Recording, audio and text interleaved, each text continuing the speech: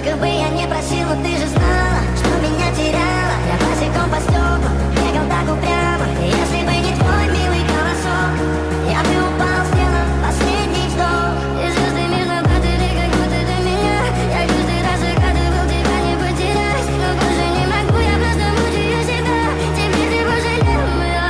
В камине в 6 утра фотография твоя, горят воспоминания о тебе.